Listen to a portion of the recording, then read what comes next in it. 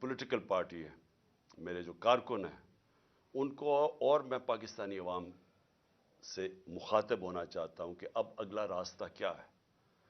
क्योंकि मुझे आहिस्ता आहिस्ता अब ये यकीन हो गया है कि इसके बावजूद कि हमारा मुल्क का आइन बड़े वाज़े तरीके से कहता है कि इलेक्शन 90 दिन में होनी है, यानी जब हमने अपनी असेंबलियां पंजाब की और पख्तूनख्वा की, जब हमने अपनी असेंबलियां डिसॉल्व की, तो हमने इस नॉलेज से की कि पाकिस्तान का जो आइन है वो वाज़े कर देता है कि 90 दिन के अंदर इलेक्शन होने हैं।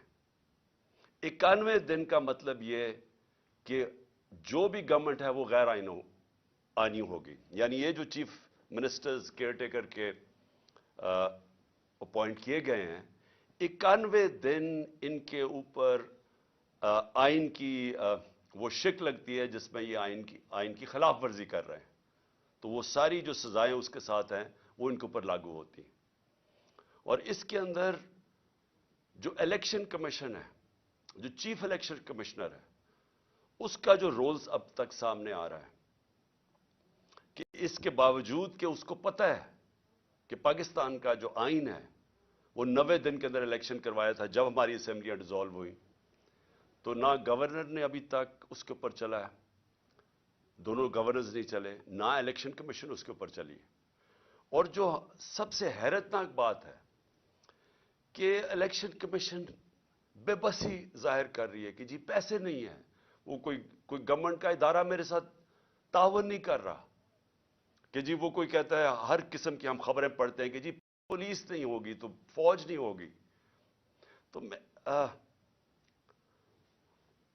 मेरे पाकिस्तानियों, ये समझ जाएं कि जिस दिन पाकिस्तान के आइन के ऊपर कोई अमल नहीं होता और पाकिस्तान की जुडिशरी अमल नहीं करवा सकती, यानी जुडिशरी फैसला करती है कि ये होना चाहिए आइन, और ये आइन, क्योंकि जुडिशरी तो आइन की इंटरप्रिटेशन करती है, तो वो जब एक चीज सामने रखती है कि ये वाज़े आइन में, और उसके बाद कोई भी हुकूमती, कोई भी इदारा, डिपार्टमेंट ये कहे कि हम जी इसमें तावन नहीं कर सकते, उसके बाद मुल्क का कानून खत्म हो गया। उसका मतलब यह कि जब आपके मुल्क के आइन के ऊपर पाकिस्तान की अदलिया अमल ही नहीं करवा सकती, तो ये समझ जाएं कि इससे बड़ी बर्बादी एक मुल्क की नहीं हो सकती। जंगे हार के मुल्क बच जाते हैं, फिर से खड़े हो जाते हैं। एटम बॉम्ब, 2 एटम बॉम्ब के बाद एक मुल्क 10 सालों में खुशहाल हो गया। बॉम्ब, जंगे, जलजले ये तबाह नहीं करते मुल्क को। मुल्क तबाह होता है जब उस मुल्क का इंसाफ खत्म हो जाता है, जब उस मुल्क में रूल ऑफ लॉ खत्म हो जाता है, जब उस मुल्क के जो बनाया हुआ आइन है उसके ऊपर अमल खत्म हो जाता है, और जब जजेस अपनी जजमेंट से एक मुल्क के ऊपर इंपोज नहीं कर सकते। तो हम आज उधर खड़े हो गए हैं, हम आज उधर खड़े हैं कि हम तमाशा देख रहे हैं। मैं पॉलिटिकल पार्टी का हेड हूं, हम इंतजार कर रहे हैं कि कब 90 दिन के इलेक्शन का कब शेड्यूल आएगा। हमने, फिर से मैं कहता हूं कि मैं कोई पागल तो नहीं था कि मैं अपनी 2 गवर्नमेंट्स गिरा दूं, डिसॉल्व कर दूं। हमने तो आइन को सामने रखते हुए डिसॉल्व किया। पहले हम इनको कोशिश करते रहे, इनको कहते, ये जो इंपोर्टेड हुकूमत आई है, इनको बार बार कहते रहे कि देखें ये मुल्क आप नहीं चला सकते, आपके पास पब्लिक मैंडेट नहीं है। इलेक्शन से जो आता है उसके पास मैंडेट होता है, जो ऑक्शन से आता है, यानी जो लोगों के जमीरों की कीमत लगा के करोड़ों रुपए हराम का पैसा खर्च करके लोगों को खरीद के गवर्नमेंट कराता है, उसके पास पब्लिक मैंडेट नहीं होता, वो इस मुल्क को कभी भी नहीं संभाल सकता था। जिधर मुश्किल फैसले करने पड़े, ये कहते नहीं जी हमने बड़े मुश्किल फैसले किए। इन्होंने क्या मुश्किल फैसला किया? कीमतें बढ़ा दी। ये कोई मुश्किल फैसला है कि आप आके हर बिजली की, गैस की, सबकी, और ये जो कीमतें बढ़ाते जा रहे हैं कि जी हमें आईएमएफ ने कहा। हम भी आईएमएफ के नीचे थे, हम 2.5 साल आईएमएफ के नीचे थे, हमें भी कहा जा रहा था कीमतें बढ़ाएं। हमने अपने मुल्क की दौलत बढ़ाई, हमने वेल्थ क्रिएशन की, हमने वो अपने मुल्क में زیادہ ڈالرز، تاریخ میں سب سے زیادہ ڈالرز لے کے آئے. ہم نے پوری کوشش کی کہ ہمارے ملک کی جب دولت بڑھے گی تو ہم قرضے واپس کریں گے. انہوں نے آ کے آئی ایم ایف کے کندھے پہ بندوق چلائی، ساری چیزیں مہنگی کر دی کہ جی آئی ایم ایف کہہ رہا ہے ہمیں، اور لوگوں کی کمر توڑ دی. اور جو آمدنی تھی جس سے ہم نے قرضے واپس کرنے تھے وہ سکڑ گئے. نہ ہماری ایکسپورٹس بھی نیچے آ گئی، ریمیٹنس بھی نیچے آ گئی. اب ٹیکس کلیکشن نیچے آئی کیونکہ انڈسٹری بند ہو رہی ہے. جو ہماری پیداوار تھی، جو کسانوں کا حال ہے، وہ اب کسانوں کی پیداوار جب نیچے آئے گی تو ہم نے قرضے واپس کیسے کرنے ہیں؟ حل یہ تو نہیں ہے کہ اور مزید اور قرضے لیتے جاؤ. حل تو یہ ہے کہ ملک کی دولت میں اضافہ کریں تاکہ ہم قرضے واپس کریں. تو ان کے لیے جو مشکل اب ہے گورنمنٹ کے لیے، وہ ایک ہی تھی کہ کسی طرح یہ ملک میں ری اسٹرکچرنگ کروا دے. جو کرائسس آتا ہے اس کے اندر ہم ملک کے اندر اصلاحات کر دیتے، ہم اپنی آمدنی بڑھانے کے وہ سارا جو گورننس سسٹم ہے وہ چینج کر دیتے. وہ یہ اب کر نہیں سکتے کیونکہ ان کے پاس مینڈیٹ بھی نہیں ہے، نہ ان کے پاس صلاحیت ہے. لیکن میں آج اپنی قوم کے سامنے جو بات کہنا چاہتا ہوں کہ دیکھیں، اگر کسی کا خیال ہے، یہ میں پہلے بھی کہہ بیٹھا ہوں، کہ کوئی بڑا قابل، کوئی جینیس، کوئی اکانومسٹ دنیا سے باہر لے آئیں اور وہ ہمیں کوئی ایسی اکنامک پالیسی دے جس سے ملک اٹھ جائے گا، تو آپ کو سمجھنا چاہیے کہ اکنامک پالیسی ایک ملک کی انوائرمنٹ کے اندر بنائی جاتی ہے. یعنی ایک ماحول ہوتا ہے جس کے اندر اکنامک پالیسی امپلیمنٹ کی جاتی ہے. یعنی آپ کی گورنمنٹ کیسے چلتی ہے. سب سے اہم چیز ہوتی ہے رول آف لا. وہ کیوں امپورٹنٹ ہوتی ہے کہ اس میں جب میں کانٹریکٹ، میں مثلا سرمایہ کار پاکستان میں پیسہ لگانا چاہتا ہوں تو کیا میں اپنا کانٹریکٹ انفورس کر سکوں گا؟ کیا عدلیہ میری انویسٹمنٹ کو پروٹیکٹ کرے گی؟ کیا ملک کے اندر کیا وہ رول آف لا یعنی قانون کو امپلیمنٹ کرنے کی کیا وہ صلاحیت ہے کہ مجھے اعتماد ہوگا کہ میں جب پیسہ لگاؤں گا تو اس کی حفاظت کی جائے گی؟ آج یہ حال ہے کہ جو لوگوں نے پاکستانی بینکوں کے اندر ڈالرز رکھے ہوئے تھے، آج ان کو ڈالرز نہیں مل رہے. یہ ان کو گارنٹی دی گئی تھی کہ آپ اپنے ڈالرز پاکستان میں رکھیں بینکوں میں اور ہم ان کی حفاظت کریں گے. آج وہ لوگ اپنے ڈالرز بینکوں سے نہیں نکال سکتے. یہ بھی یہ کانٹریکٹ جو سوشل کانٹریکٹ ہوتا ہے عوام میں اور حکومت میں، پہلے تو اس کی نفی کر کے رکھ دی ہے. اب سوچیں کون باہر سے پیسے لے کے آئے گا پاکستان میں؟ بلکہ بیرون ملک پاکستانی ابھی بھی اپنا پیسہ نکالنا شروع ہو گئے ہیں یا پیسہ نہیں لا رہے پاکستان میں، جس کا مطلب کہ ڈالرز مزید اور کم ہوتے جا رہے ہیں پاکستان میں، جس کا مطلب ڈالر کے قرضے بڑھتے جا رہے ہیں پاکستان میں. تو اس ماحول کے اندر یہ جو آج اتنی بڑی ہمارے آئین کی خلاف ورزی ہو رہی ہے کہ 90 دن سے یہ کوئی ان کی سوچ نہیں نظر آ رہی کہ 90 دن کے اندر الیکشن کروانا ہے، بلکہ پورا دباؤ رکھا جا رہا ہے، ہر ادارے کے اوپر دباؤ رکھا جا رہا ہے کہ کسی نہ کسی طرح یہ الیکشن کو کھینچے. کیونکہ یہ ساری جو پی ڈی ایم ہے یہ الیکشن سے بھاگ رہی ہے، ڈرتی ہے الیکشن لڑتے ہوئے. ان کو پھر سے میں کہتا ہوں، یہ الیکشن سے گورنمنٹ میں نہیں بیٹھے، آکشن سے بیٹھے ہوئے ہیں. یہ ڈرے ہوئے ہیں الیکشن ہوگا یہ ہار جائیں گے. لہٰذا اس کا مطلب یہ ہے کہ آئین کی خلاف ورزی ہو جائے لیکن الیکشن نہ ہو. اور یا پھر یہ کوشش کر رہے ہیں جو میں نے بات شروع کی تھی کہ میں پارٹی کا ہیڈ ہوں، ہمیں ابھی تیاری ہونی چاہیے تھی الیکشن کیمپین کی، مجھے ابھی ٹکٹس فائنلائز کرنے چاہیے تھے لوگوں کے تاکہ وہ ہمارے سارے جو کینڈیڈیٹس اپنے حلقوں میں نکلیں، لیکن ابھی تک ہمیں ڈیٹ ہی نہیں مل رہی. اور یہ کدھر تک جائیں گے؟ کیا ان کا وہ خیال ہے جو انہوں نے کراچی میں کیا تھا کہ ڈیلے کرتے کرتے ڈیٹس چینج کرتے کرتے آخر میں اتنا تھوڑا ٹائم دیا الیکشن سے پہلے کو کوئی کیمپین ہی نہیں کر سکا، کیونکہ یہ چاہتے تھے کہ ٹرن آؤٹ کم ہو. اگر لوگ کم نکلیں گے ووٹ ڈالنے کے لیے تو یہ سمجھتے ہیں کہ انہوں نے دھاندلی کر کے یہ الیکشن جیت سکتے ہیں. جو کراچی میں پیپلز پارٹی کا کراچی میں ووٹ بینک ہے ہی نہیں، کوئی پول سروے کر لیں، لیکن وہ الیکشن میں بڑا کارنامے دکھاتی ہے. وہ کیوں کرتی ہے؟ کیونکہ لوگ نکلتے نہیں اور دھاندلی کا موقع مل گیا. ہماری جو تحریک انصاف کی کوشش، جو ہم 16 جولائی کا الیکشن جیتے، اس کے بعد جو ہم اکتوبر کے اندر نیشنل اسمبلی کے الیکشن جیتے، جو ہم 16 जुलाई को प्रोविंशियल असेंबली के पंजाब में इलेक्शन जीते। हम कैसे जीते? क्योंकि बड़ा जबरदस्त टर्नआउट हुआ, पब्लिक वो कभी बाय इलेक्शन में इतनी पब्लिक निकली नहीं, इसलिए हम जीत गए। और धांधली के बावजूद हम जीते। सब एक ही पेज पे खड़े थे, सारी पार्टीज एक तरफ थी, इनको पूरी एस्टैब्लिशमेंट की बैकिंग थी, इलेक्शन कमीशन के साथ ही, क्योंकि पब्लिक बाहर निकले हम जीत गए। तो अब ये मुझे खौफ ये है कि कोशिशें कर रहे हैं कि एंड में जाके अगर इलेक्शन हो भी, पहले तो कोशिश इनकी है कि इलेक्शन ना होगा अगर एंड में, तो इतनी कम टाइम हमें कैंपेन का मिले कि ये उस कम कैंपेन को इस्तेमाल करते हुए ये इलेक्शन जीत जाए। ये इस वक्त जो इनकी हमें नजर आ रही है इनकी पॉलिसी, और मैं इसलिए अपनी सारी कौम को कह रहा हूं कि हम अगर ये इनका ख्याल है कि हम चुप करके ये इनको इलेक्शन को चोरी करने देंगे, ये नहीं कर सकते। और ये अगर इनका ख्याल है कि हर हरबा इस्तेमाल करेंगे, और पूरा प्रेशर इन्होंने अदलिया के ऊपर अब डाल दिया है, सारी कोशिश ये है कि किसी तरह इलेक्शन आगे जाए, तो उसके ऊपर हमने फैसला किया है कि हम ये जो अभी मैं तहरीक अनाउंस करूंगा, हम उसमें अब निकलने लगे हैं।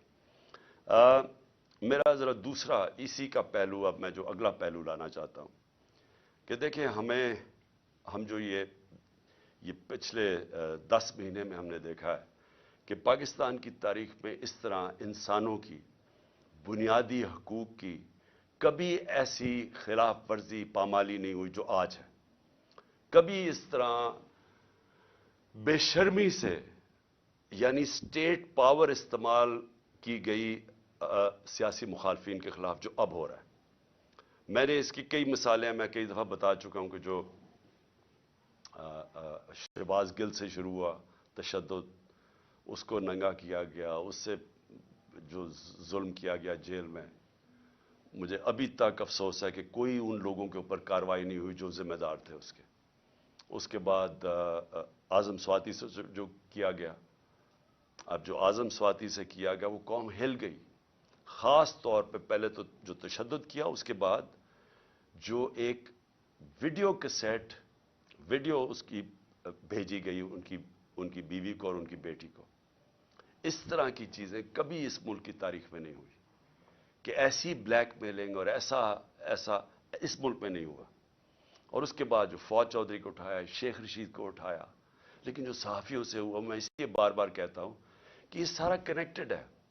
मुंह बंद करवाने के लिए, ब्लैकमेल करने के लिए सारी कैंपेन्स की गई।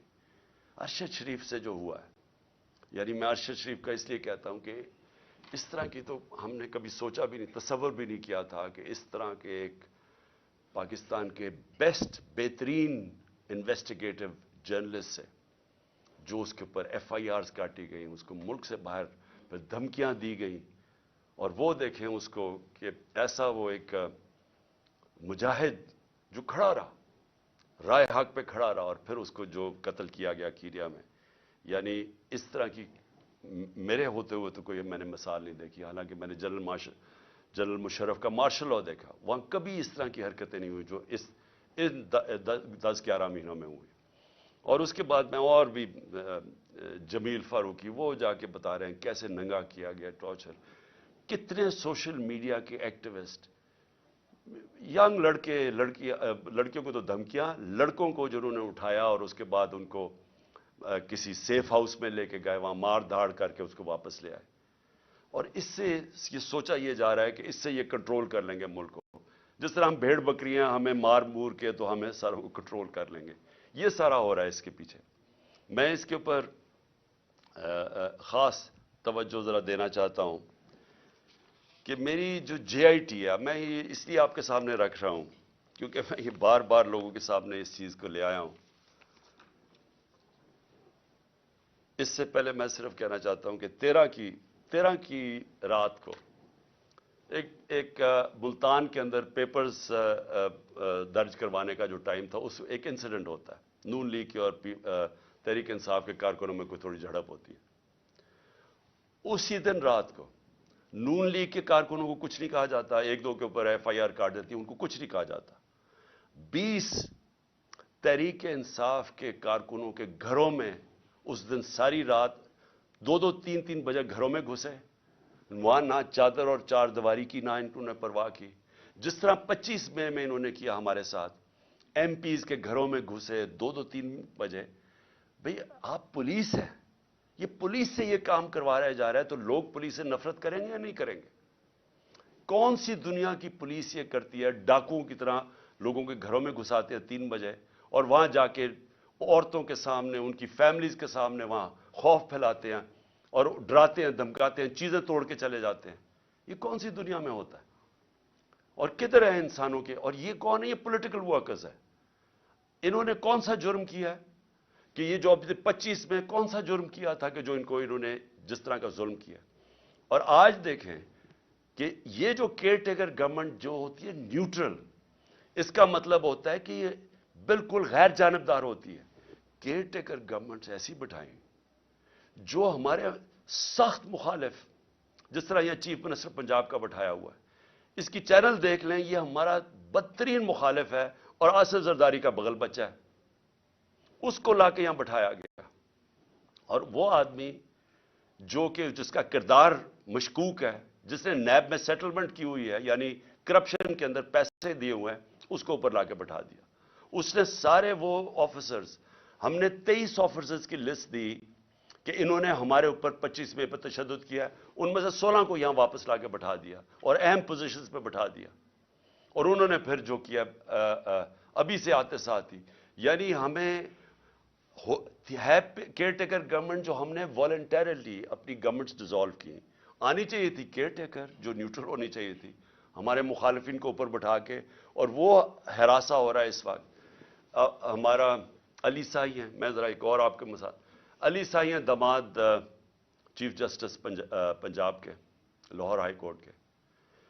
اس کے اوپر پہلے کسی آدمی کو پکڑا، اس کو بند کیا، اس کے اوپر تشدد کیا، اس سے کیس بنایا اس کے خلاف، اور اب اس کو نیب میں بلایا جا رہا ہے.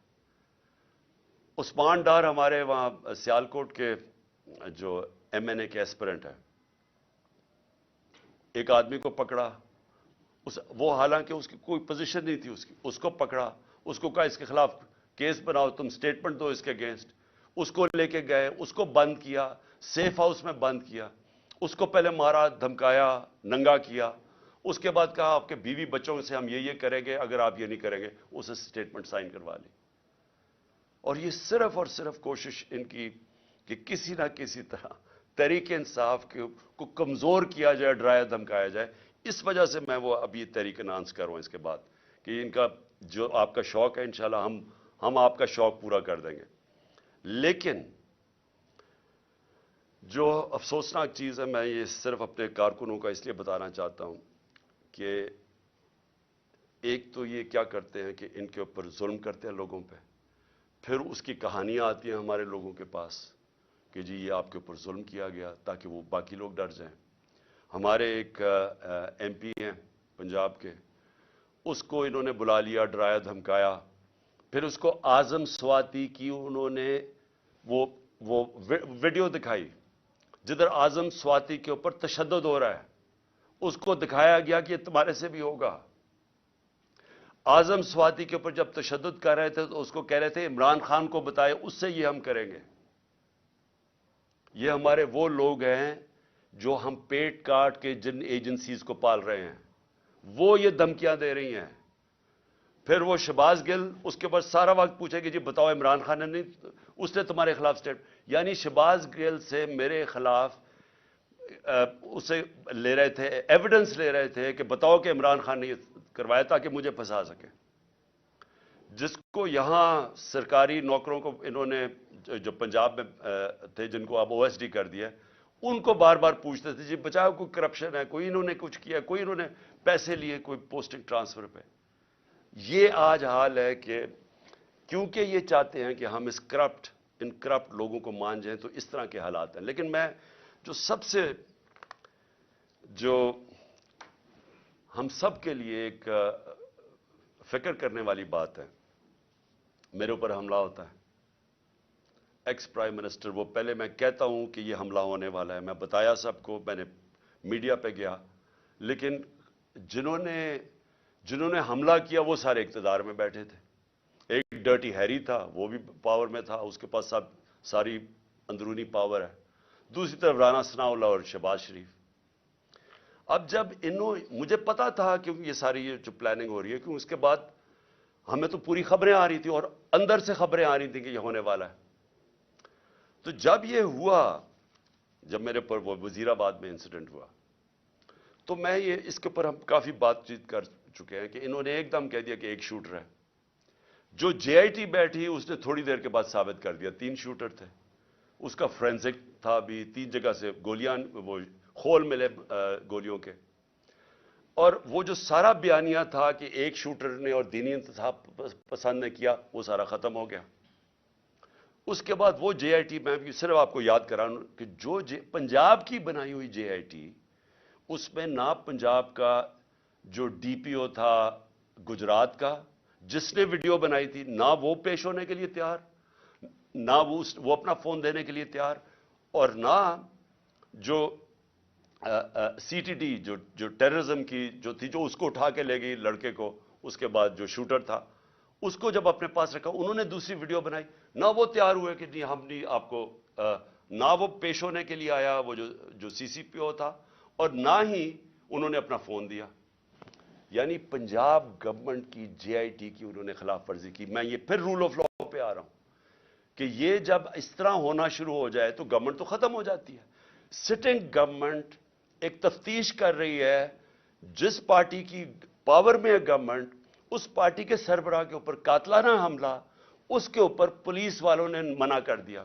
پھر جے آئی ٹی جو بنی، اس کے 4 ممبرز نے جا کے ایک دم جے آئی ٹی کے خلاف بیان دے دیا. پروسیکیوٹر جنرل نے پھر ان 4 کے اوپر تفتیش کی اور ان کا ان کے اوپر ایکشن لینا چاہیے، انہوں نے جان کے سیبوٹاج کیا. کس کے کہنے پہ یہ ہو رہا تھا؟ اب سوچیں وہ کتنا طاقتور ہوگا جو اس کے باوجود کہ ہم پاور میں بیٹھے ہیں، ہماری پولیس ہماری بات نہیں سن رہی تھی. یہ ہوتی ہے رول آف لا. اب سوچیں کہ اگر ہماری گورنمنٹ کا یہ حال تھا کہ ہم اپنے سربراہ کے اوپر جو اس گورنمنٹ کا پارٹی کا ہیڈ تھا اس کو انصاف نہیں دے سکے، تو باقیوں کو کیا انصاف دینا تھا اس گورنمنٹ نے؟ کس کی بات سن رہے تھے؟ اور اب آپ سنیں کہ اس کے بعد اب کیا ہوتا ہے. کیئر ٹیکر گورنمنٹ آتی ہے. کیئر ٹیکر گورنمنٹ کا صرف کام الیکشن کروانا ہے. آن گوئنگ انویسٹیگیشن ہے جے آئی ٹی کی. جے آئی ٹی نے فائنڈنگز سامنے آ گئی، کیئر ٹیکر گورنمنٹ آ کے جے آئی ٹی کو پہلے تو روک دیتی ہے، پھر وہ جو آفیسر کام کر رہا ہوتا ہے اس کے اوپر اس کو ایس ڈی بنا دیتی ہے، ریکارڈ سیز کر لیتی ہے. اب یہ ذرا سنیں، ریکارڈ سیز کرتی ہے تو یہ آج ہوتا کیا ہے؟ عدالت پہلے تو وہ جو جے آئی ٹی کی تفتیش ہو رہی ہوتی ہے اس کے اندر جب وہ کیس لگتا ہے پچھلی باری، تو وہ کہتے ہیں جی ہمارے پاس تو ریکارڈ ہی نہیں، اور وہ ریکارڈ ہی نہیں دے رہا. اینٹی کرپشن کے نیچے جو اپنا آدمی اینٹی کرپشن کے اوپر یہ لے کے آتے ہیں، اپنے کا مطلب شہباز شریف کا آدمی، وہ ہمیں ریکارڈ ہی نہیں دیتا. یعنی جے آئی ٹی کو جو عدالت کے سامنے وہ ریکارڈ ہی نہیں دیتا جو اس کے پاس ریکارڈ پڑا ہوتا ہے. پھر وہ جو عدالت اسے کہتی ہے، اینٹی ٹیررزم کورٹ جو گجرانوالہ کا ہے، وہ آرڈر کرتا ہے ڈی جی کو کہ ریکارڈ پروڈیوس کرے، ہمارے سامنے ریکارڈ لے کے آؤ.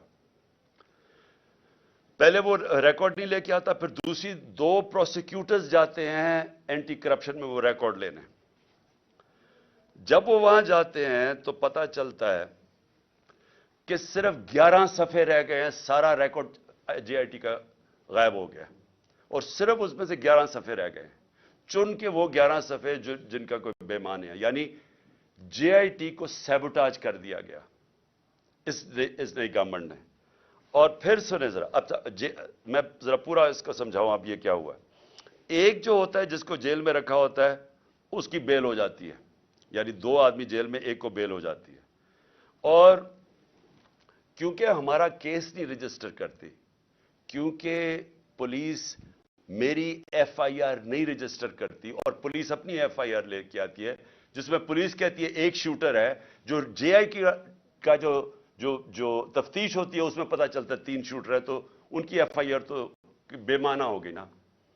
تو اب یہ سچویشن کیا ہے کہ آج جو میرے اوپر حملہ ہوا تھا اور جو اتنی دیر کی تفتیش ہوئی تھی، پہلے انہوں نے میرا جب ایف آئی آر بھی نہیں کاٹی، اتنی تفتیش کے بعد آج کیا سامنے چیز آتی ہے कि जो रिकॉर्ड था वो जान के इन्होंने खत्म किया, सैबोटाज किया।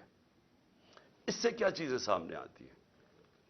इससे ये सामने आती हैं कि जो मैं कह रहा था कि जो 3 लोग इसमें मुलव्वस थे, ये आज कंफर्म है कि ये 3 लोग हैं, क्योंकि ये सिर्फ 3 लोग करवा सकते थे। इन्हीं के पास पावर है कि ये जेआईटी को सैबोटाज कर सकते हैं। इन 3 के पास ये सारे, और जो मैंने पहले दिन कहा था कि चीफ जस्टिस साहब आप सुने इसको, क्योंकि मुझे इंसाफ नहीं मिलेगा, वो साबित हो गया। कोई इंसाफ मिलने की अब तवक्को नहीं है, क्योंकि इन्होंने सारा रिकॉर्ड गायब कर दिया। और ये क्यों किया? क्योंकि इनको पता था कि इन्होंने पकड़े जाना है इसमें। ये सारी कड़ी इन्हीं की तरफ जा रही थी।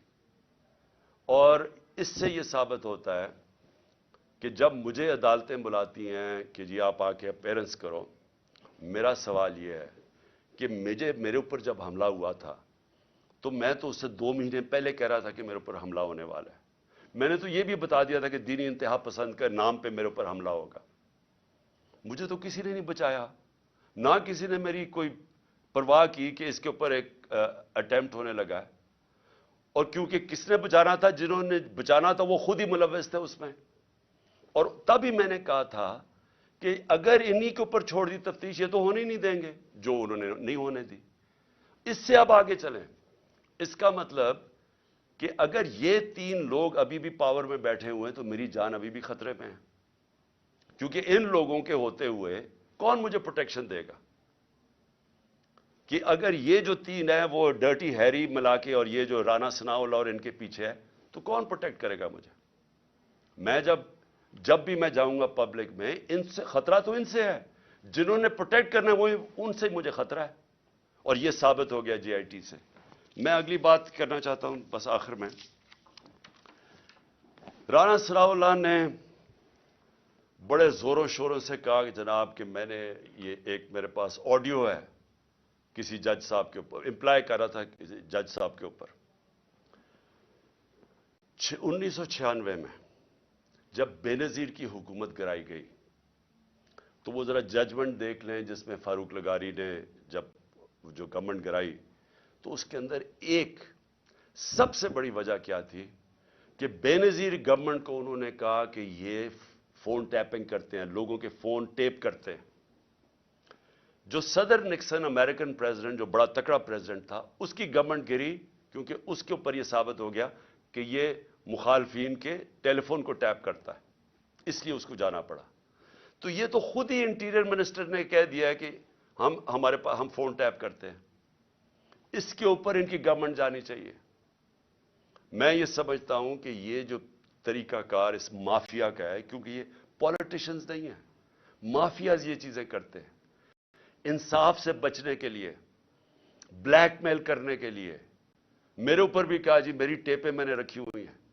मैं एज प्राइम मिनिस्टर, मैंने अदालत में बताया हुआ है कि मेरी प्राइम मिनिस्टर की सिक्योर लाइन से मेरी वो मुझे इन्होंने टेप्स बनाई हुई थी, और मेरी सिक्योर लाइन के ऊपर मेरे प्रिंसिपल सेक्रेटरी से बातचीत इन्होंने एजेंसीज ने पब्लिक कर दी। तो अगर इसके ऊपर एक्शन नहीं लिया जाएगा, यानी मैं अब अपनी अदलिया से कहना चाहता हूं कि ये तो मुल्क को बिल्कुल ही, यानी आप पहले तो ये जो अदलिया फैसला करती है उस पर नहीं चलते। फवाद चौधरी को वो हाई कोर्ट के जज बुलाते गए कि उनको पेश करो मेरे सामने, और आईजी लेके उसको इस्लामाबाद चला गया। बार बार उनको कहा गया, 3 दफा जज ने कहा कि मेरी अदालत में पेश करो, वो इस्लामाबाद चला गया। तो अगर आप ये करेंगे, पहले तो उनकी जजमेंट्स पे नहीं मानेंगे और फिर उसके बाद उनको ब्लैकमेल करने के लिए ये हरकतें करेंगे, तो मुल्क में कानून तो खत्म हो गया। तो इसलिए ये जंग है पाकिस्तान की। ये जो जंग में मैं आपको, हकीकी आजादी है क्या? हकीकी आजादी उन कौमों को मिलती है जिस मुल्क में कानून की हुक्मरानी होती है, रूल ऑफ लॉ होता है, जो लोगों के फंडामेंटल राइट्स प्रोटेक्ट होते हैं, जिधर इन्वेस्टर, सरमायाकार, उनको इत्मीनान होता है एक सिस्टम के ऊपर, वो कौमें खुशहाल होती है। तो जिस कौम में जजेस की जजमेंट ही नहीं हो रही, मुझे बताएं कौन सा इन्वेस्टर आएगा पाकिस्तान में? कौन इस सिस्टम के अंदर बिलीव करेगा कि वो जब ये देख रहा है कि जज फैसला भी कर दे तो उसका कोई मुझे फायदा नहीं होगा, कौन आएगा इन्वेस्ट करने? اور یہ سب سے بڑی وجہ یہ ہے کہ ہمارا ملک آگے نہیں بڑھ رہا. یہ جو آپ دیکھ رہے ہیں نا موجودہ حالات، یہ حالات تو ایک بیماری کے سمٹمز ہیں. یہ جب ایک پھوڑا نکلتا ہے تو کینسر کی وجہ سے نکلتا ہے، اندر سے تو کینسر ہو. یہ کینسر یہ ہے کہ یہاں قانون نہیں ہے یا انصاف نہیں ہے. اس کی کینسر کی وجہ سے قبضہ گروپ بھی پھر رہے ہیں پاکستان میں، کمزوروں کی زمینوں پہ قبضہ کرتے ہیں. اس کینسر کی وجہ سے طاقتور ڈاکو NRO لے لاتے ہیں، اربوں روپے کی اپنی کرپشن معاف کر دیتے ہیں. کمزور صرف جیلوں میں جاتا ہے کیونکہ انصاف نہیں ہے. یہ جنگ ساری حقیقی آزادی کی انصاف کے لیے. یہ جو 26 سال پہلے میں نے اپنی زندگی میں سفر شروع کیا تھا، انصاف کی تحریک، یہ صرف اور صرف یہ مسئلہ ہے پاکستان کا. اس لیے آج ہم سب کو قانون کی حکمرانی کے ساتھ کھڑا ہونا چاہیے. یہ جو کر رہے ہیں، یہ جو مافیا اوپر بیٹھا ہوا ہے اور ان کو بٹھایا گیا، اس مافیا کے سامنے ہمیں کھڑا ہونا پڑے گا. میں اناؤنس کر رہا ہوں انشاءاللہ بدھ سے وینسڈے کو اپنی جیل بھرو تحریک. میں اپنی ساری پارٹی کو آج کہہ رہا ہوں کہ تیاری کریں. ہم نے شروع کرنا ہے لاہور سے، اور ہم پھر پاکستان کے بڑے بڑے ہر اگلے دن بڑے بڑے شہروں کے اندر ہم جیل بھرنے کی اپنی تحریک شروع کریں گے، جیل بھریں گے. ہم کیا بتانا کی کوشش کر رہے ہیں؟ ہم سب سے پہلے تو اپنی قوم کو یہ کہنا چاہتے ہیں کہ اب خوف کے بت کو توڑ دو. یہ جو ہم خوف کے سامنے جھکتے ہیں، میں ساروں کو بار بار وہ مثال دیتا ہوں کہ کوفہ کے لوگ سب جانتے تھے کہ حضرت امام حسین رائے حق پہ ہیں، لیکن یزید کے خوف کی وجہ سے نہیں مدد کرنے آئے. اور وہ غلام وہ آج تک جب تک دنیا رہے گی وہ پچھتائیں گے، ادھر کے لوگ پچھتائیں گے کیوں نہیں ہم کھڑے ہوئے. اور اسلام کی تاریخ کا سب سے بڑا سانیہ ہم نے ہونے دیا. وہی آج حالات ہیں. آج بھی پاکستان کے اندر ہم ڈرے، یہ ڈراتے ہیں ہمیں. جس طرح فرعون کی سے ڈر کے وہ سارے لوگ غلام بنے ہوئے تھے جب حضرت موسیٰ آئے اور انہوں نے کوئی اس کا سامنا کھڑا ہوا. آج بھی یہ کوئی آپ اپنے ذہن سے نکال دیں کہ یہ جو ہمیں ڈراتے ہیں نا کہ ہم آپ کو جیلوں میں ڈال دیں گے. اور میں خاص طور پہ وہ سارے لوگوں کا شکریہ ادا کرنا چاہتا ہوں جو جب ان کو پتہ چلتا ہے مجھے جیل میں ڈالنے آ رہے ہیں تو سارے یہاں آ جاتے ہیں اور ساری رات میں ان کی آوازیں سنتا ہوں اور نعرے سنتا ہوں. تو میں ان کا شکریہ ادا کرنا چاہتا ہوں. لیکن میں ان کو بھی سب کو کہنا چاہتا ہوں کہ دیکھیں، یہ ہمیں کوئی یہ جو جیل سے ڈرا رہے ہیں، ہم جیل بھر دیں گے. ان کے پاس جگہ ہی نہیں ہوگی جیلوں کے اندر. لیکن یہ تو نہیں ہوگا کہ جیل کے خوف سے یہ ہر قسم کا ظلم کریں اس ملک پہ، چوروں کو اوپر مسلط کر دیں، چور پھر ہمیں ڈرائیں جیلوں سے، عوام کی کمر توڑ دیں مہنگائی سے. ان کے پیسے باہر پڑے ہیں، ان کو فرق ہی نہیں پڑتا، ڈالرز میں ان کے پیسے پڑے ہیں. قوم کی یہاں بیچارہ تنخواہ دار طبقہ آج کیسے گزارا کرتا ہوگا؟ یہ اب اس سے پہلے یہ جو ابھی انہوں نے مہنگائی کی، اب یہ جو منی بجٹ دیا ہے، اس سے پہلے اگر آپ کی پچھلے 1 سال پہلے آپ کے بینک میں، بلکہ اپریل میں 10 مہینے پہلے آپ کے بینک کے اندر آپ کی تنخواہ تھی، بینک نے آپ کی تنخواہ ماہانہ 30,000 تھی، آج صرف وہ 20,000 رہ گئی ہے. یعنی آج صرف وہ 20,000 کی چیزیں خرید سکتے ہیں. اور اب ایک اور مزید طوفان آ رہا ہے مہنگائی کا. جو آج مہنگائی ہے، آج کی شرح میرے خیال میں 30-32 تھی، آج اس سے بھی اوپر چلی گئی ہے، 38-39 پہ چلی گئی ہے. اس کا مطلب یہ مزید مہنگائی ابھی اور بڑھے گی. تو ان کو تو فرق ہی نہیں پڑتا کیونکہ ان کے پیسے باہر پڑے ہیں. اور ڈالرز کا مطلب کہ ان کے پیسے پاکستان کے مقابلے میں اس میں اضافہ ہو رہا ہے دولت میں. کیونکہ ہمارا جس طرح روپے کی قیمت گرتی رہی اور مہنگائی بڑھتی جا رہی ہے تو روپیہ کم چیزیں خریدتا ہے، لیکن کیونکہ ڈالرز میں ہے وہ ڈالر زیادہ چیزیں خریدتا ہے. تو ان کو کوئی نقصان نہیں ہو رہا. یہ جو ملک میں اس وقت عذاب آیا ہوا ہے مہنگائی کا. تو انشاءاللہ بدھ کو میں سب کو آج اپنی ساری قوم کو بھی، اپنی تحریک، اپنی پارٹی کو، سب کو کہہ رہا ہوں کہ ہم یہ شروع کریں گے اور یہ سارے پاکستان کے اندر ہماری یہ تحریک جائے گی.